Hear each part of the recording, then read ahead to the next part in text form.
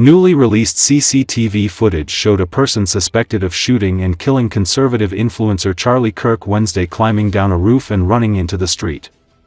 According to Associated Press, the shooter who assassinated conservative activist Charlie Kirk and then vanished off a roof and into the woods remained at large more than 24 hours later Thursday as federal investigators appealed for the public's help by releasing photos of the person they believe is responsible.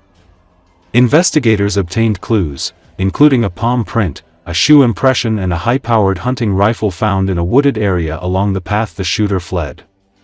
But they had yet to name a suspect or cite a motive in the killing they were treating as the latest act of political violence to convulse the United States across the ideological spectrum. The photos of a person in a hat, sunglasses, and a long-sleeve black shirt, with a backpack, as well as a $100,000 reward for information leading to an arrest suggested that law enforcement thought tips from the public might be needed to crack the case.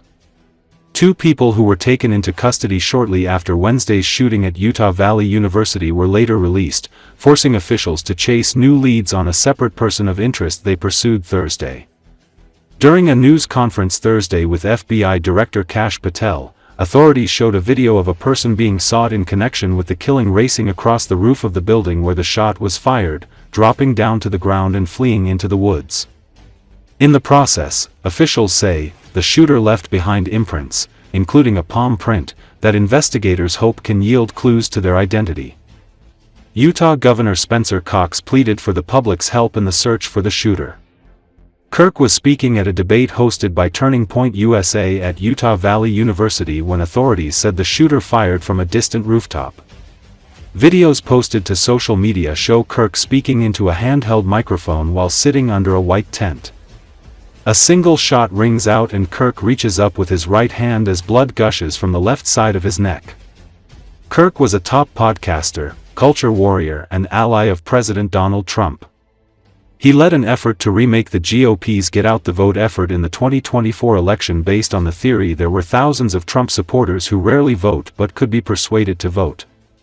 His killing Wednesday is the latest example of political violence in the U.S. spanning a range of political ideologies and affecting both major political parties.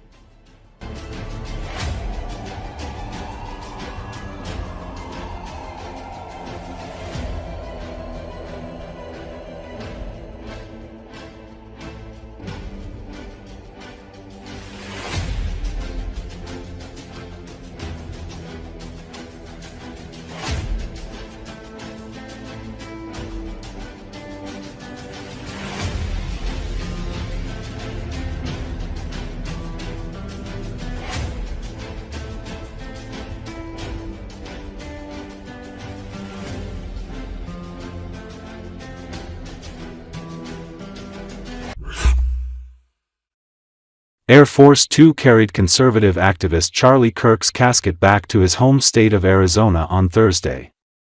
According to Associated Press, a funeral is being planned, and Trump said earlier in the day that he's planning to attend. When the plane arrived, Second Lady Usha Vance stepped off with Charlie Kirk's widow, Erica. Both women wore black and sunglasses.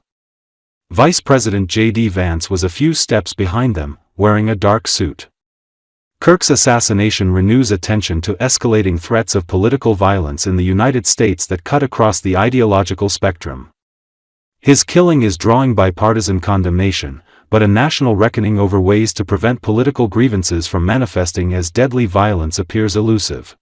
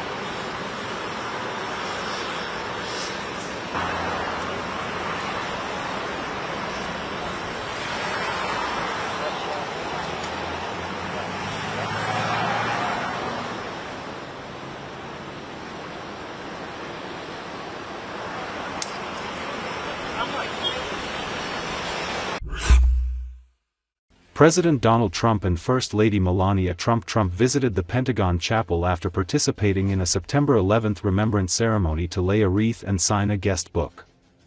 According to Associated Press, the wreath honored the 184 service members and civilians who were killed 24 years ago at the Pentagon when hijackers steered a jetliner into the headquarters of the U.S. military. In all, the attacks by al-Qaeda militants killed 2,977 people, including many financial workers at the World Trade Center and firefighters and police officers who had rushed to the burning buildings trying to save lives. People across the country are also marking the 9/11 anniversary with service projects and charitable works as part of a national day of service. Volunteers will be taking part in food and clothing drives, park and neighborhood cleanups, blood banks and other community events.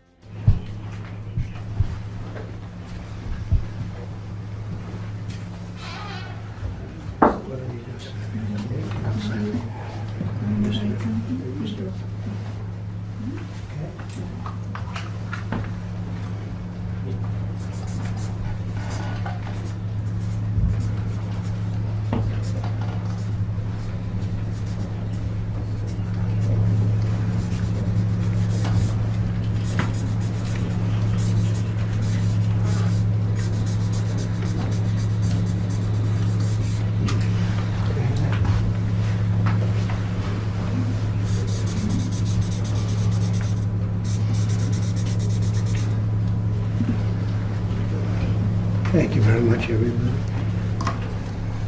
Very similar writing. Thank you. Thank you very much.